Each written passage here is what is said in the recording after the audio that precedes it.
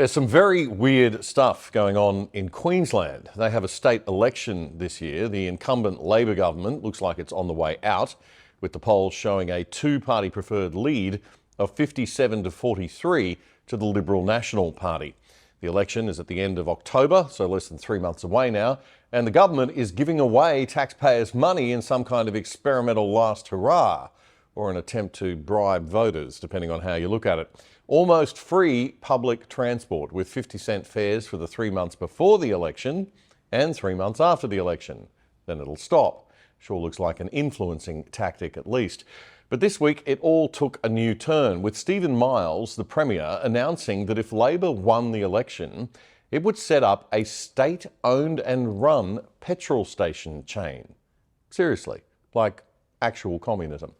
Now, while I don't put it past Stephen Miles to perhaps be that economically ignorant, I certainly can't believe that not one senior economist in the whole Queensland government didn't say, excuse me, Mr. Premier, but anyway.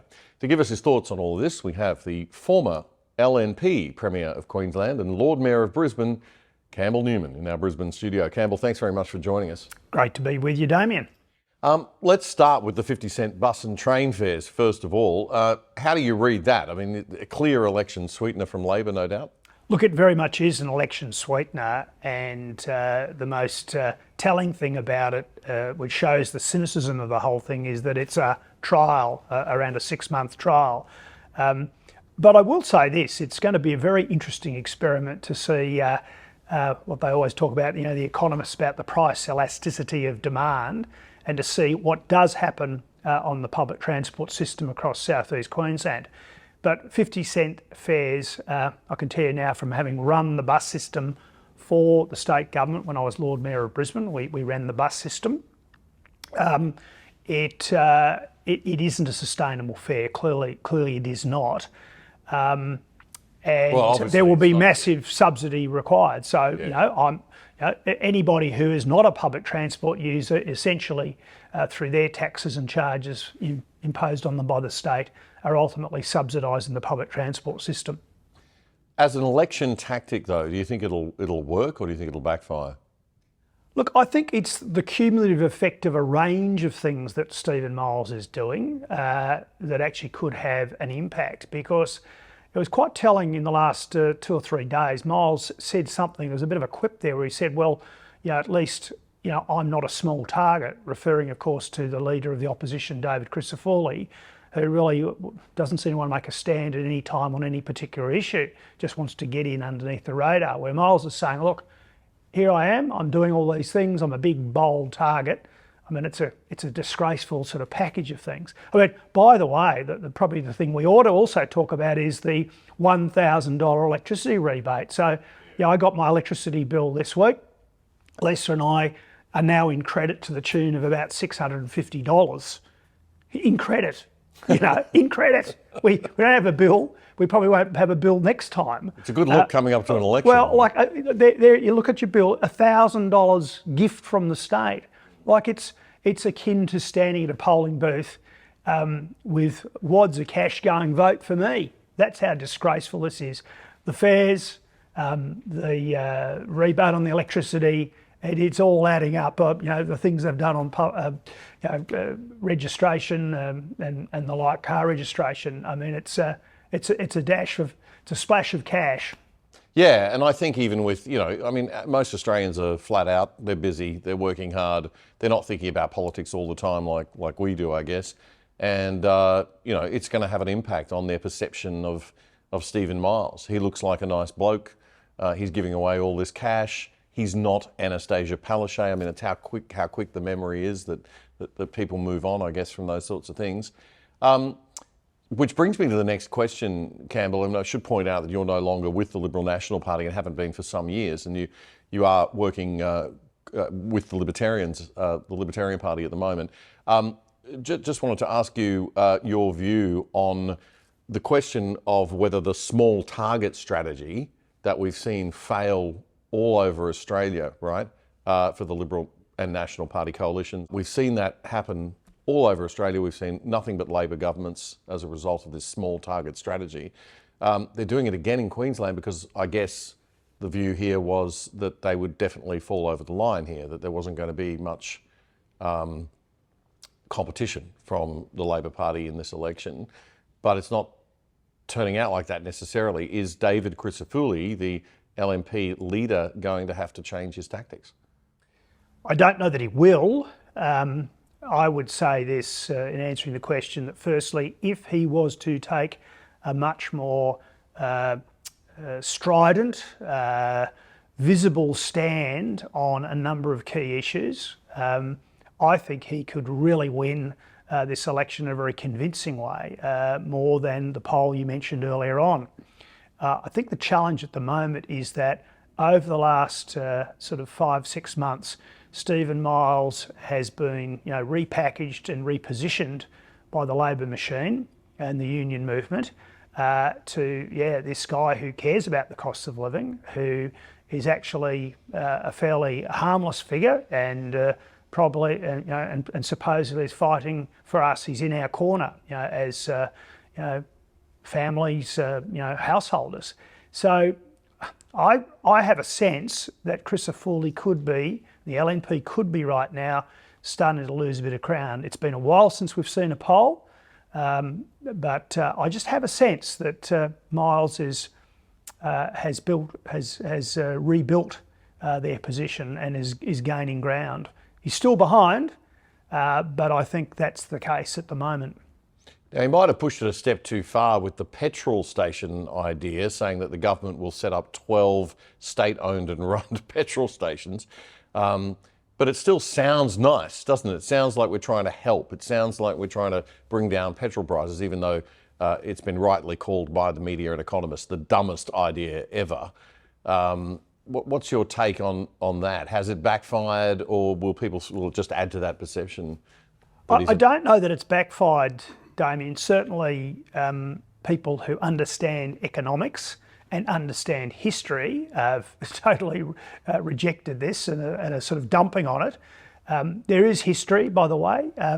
Not many people know this, but in 1957, when this state had a Labor government, this is prior to the Joe Bajelki-Peterson era, the then Gare Labor government wanted to do exactly the same thing, and for various reasons it didn't happen, but they literally were going to set up their own fuel distribution, retail network across Queensland. They were going to import petrol from what's now known as Taiwan. Back in those days they called it Formosa.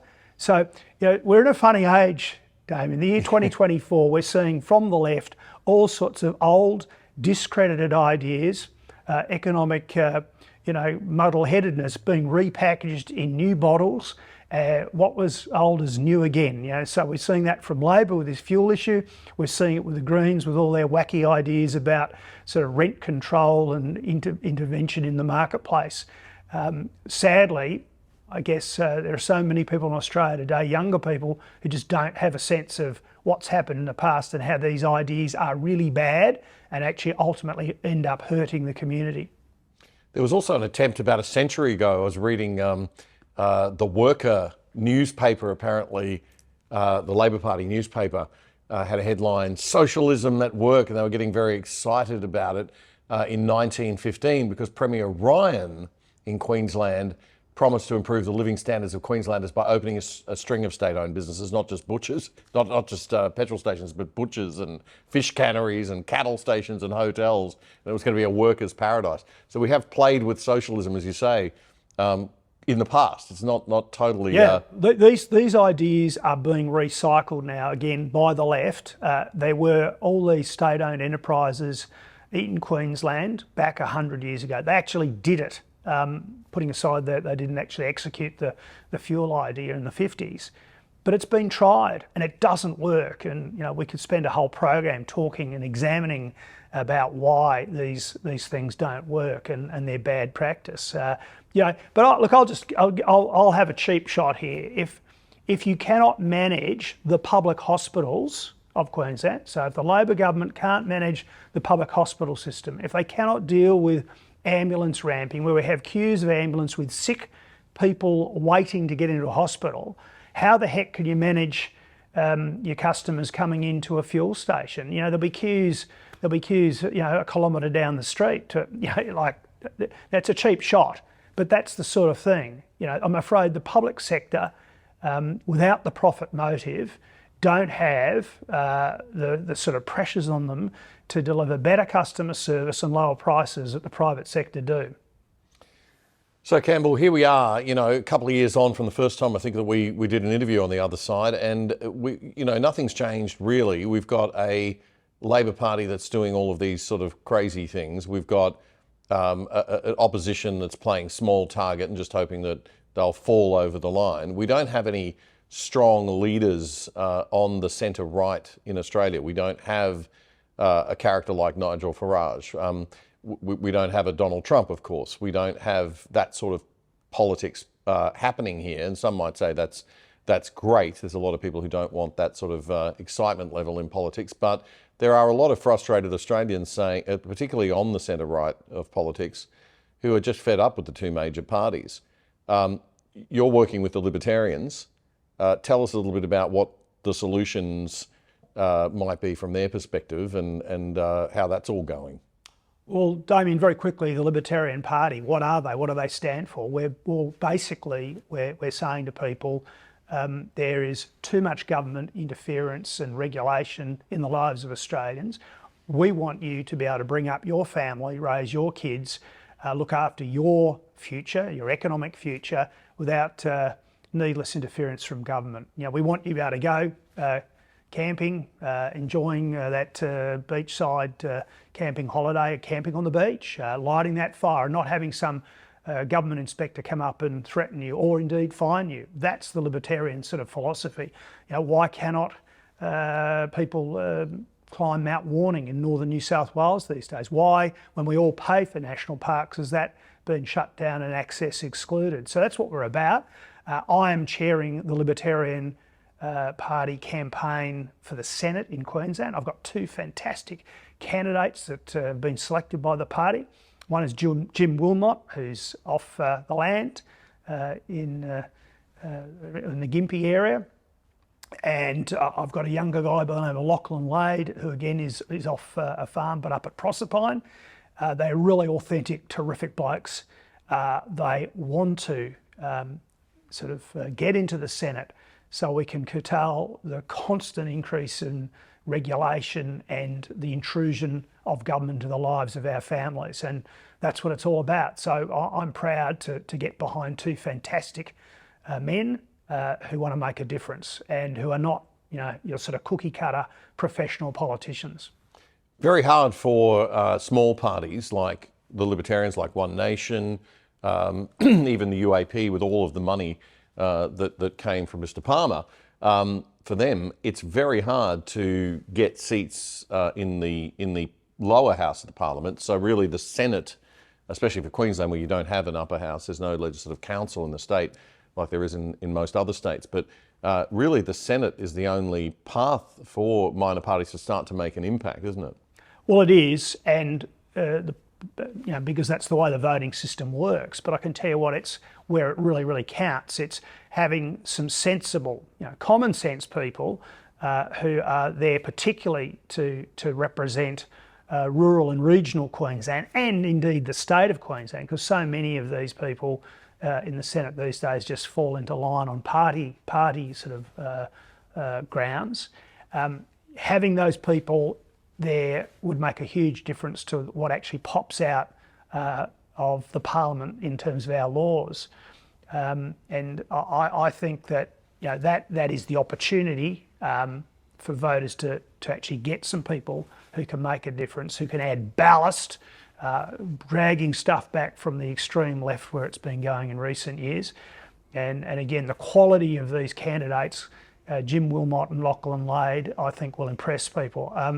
It's going to be an uphill battle, but what we're going to do is we're going to go around Queensland having conversations in every community, large or small. We're going to allow these blokes to introduce themselves, to engage with Queenslanders, to prove their credentials, and I believe we'll gain support. And I think across this state we'll have a bottom up, if you like, a a sort of a grassroots campaign as opposed to a top-down political campaign, and I think it can be successful. Absolutely, well, we hope so. Campbell, before we leave you, I would like to just ask you your thoughts on what's going on in the UK at the moment. Pretty violent scenes we're seeing, but not something that's just come out of nowhere, is it? Look, it hasn't come out of nowhere, and of course the rioting and just sort of crazy violence and looting and is just completely unacceptable. It doesn't matter who's doing it, there's just no justification for that. But clearly the Prime Minister of the UK has misread the very deep concerns that there is across very large numbers of people in the UK who are simply saying there's something wrong where we have huge numbers of immigrants coming into the UK, particularly illegally, people coming across every night in boats across the Channel, and there is no control and there is no orderly sort of nature to this. That's fundamentally what's behind all this. You can't dismiss it, and to say, just to sort of talk about right-wingers and right-wing thugs, obviously directed at the rioters, is simplistic, and for those in the quiet majority, I think highly offensive. I think he's made a big mistake by characterising it in that way. Yeah, seems to be missing a lot of, the elephant in the room, which is, I suppose, is just the ideological shift and the shift within government. Every little policy, it's a cultural shift that's happened in all Western countries, I suppose, in the past couple of decades. And there's a large percentage of the population that are tired of it, and it just builds and builds and builds. And then, of course, you will get these extreme elements who will be violent, unfortunately. And it does boil over and pop like this. But yes, as you say, I mean, there's no excuse ever for the violence, and that's why we have parliaments. It's why we have, I think I heard Nigel Farage say the other day that he was a little bit concerned about the fact that it looks like people are losing their faith in the system and the faith in democracy because the parties don't listen, because they have votes, and then they go and do whatever they want anyway. And well, Damien, people will lose faith in the system. I mean, I was in London at a conference in November last year, and probably when I was there, one of the first very large sort of anti-Israel, pro-Palestinian protests that occurred, and it was quite confronting. And their subsequent protests saw, for example, the cenotaph in the heart of London being defaced and defiled, and nothing was done. And so there's this strong resentment that's built up about the way that the police in the UK have handled these things. It's, you see people chanting anti-Semitic slogans, waving symbols, banners that are clearly in breach of UK vilification laws. They have them like us as well, and yet no action taken. Now, when you've got people acting equally inappropriately, but against, if you like, the level of immigration, well, suddenly the government's all over it and jumping on. The police are acting. So I think that is a recipe for a disaster in terms of social cohesion. Yeah, the law must be administered without fear, without favour. Justice is meant to be blind to the colour of people's skin, to the religion they practice. And I think there's a strong sense in the UK that that's not the way that the law is being administered by the police and the courts.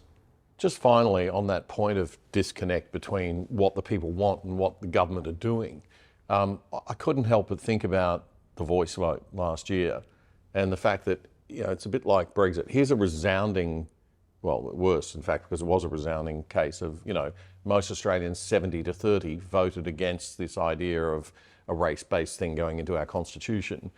Canberra, the bureaucrat class, 30-70. It was the other way around. You couldn't get a more clear indicator of the fact that our elite political class are completely detached from what the people want. The implications of that, though, are that people will lose faith and confidence in the peaceful parliamentary system and will start to seek other ways to be heard if government doesn't listen. And we seem to have a Prime Minister in Anthony Albanese and a certain number of Labor state premiers who don't want to respect the decision of the people in that referendum, and are powering ahead with other more subtle ways of getting their way. Oh, absolutely. And I've got to say, though, it's not just the Prime Minister and Labor premiers, it's so many people in the Liberal and Liberal National parties who seem to want to allow this sort of cavalcade or carnival to proceed in the same direction. And Australians have said they don't want it. And that should be the end of it right now. That's it. I'm watching with some sort of amusement, by the way, just in the corporate sphere. We've just seen a review of into Qantas, and negative comments about now in that review about the way that they went and engaged in social issues. Apparently, from now on, the board they'll have to take it. The executive will have to take it to the board if they're to do what they did with The Voice. But looking at the comments online against some of those stories, it's fascinating that so many people are saying, when are you going to end welcome to country? I mean, when 60-40 voted against The Voice, that's a pretty clear statement, and yet Qantas continue to persist with this thing where they welcome people to their own country. So, corporate Australia isn't getting it. I hope the Qantas board finally work it out and actually shut that one down, because it is offensive to so many people. Well, they've reduced Alan Joyce's bonus payment from about 9 million, I think, down to 1 point something million. So that's got to hurt and send a message, I suppose, to from shareholders to leadership in corporations that you better just watch out. You better get in touch with your boards before you start doing political things like painting aircraft to promote one side of a political issue. Campbell, we do have to leave it there. It's great to talk to you as always. Thanks very much for your time. We really appreciate it. Thanks, Damien. Hope you enjoyed that clip. The Other Side is your weekly analysis of the media's best news and commentary without the woke, and we need your support. Please make sure you subscribe to our channel on YouTube and follow us on X at The Other Side on X. It's all totally free to do that, but we could always do with your financial support too. So if you'd like to make a donation, click the Super Thanks button on YouTube with a little $ and thanks on it right under the video frame below. Even a $2 donation will really help us. And if you're watching on YouTube, do check out the full episode that this clip came from right here.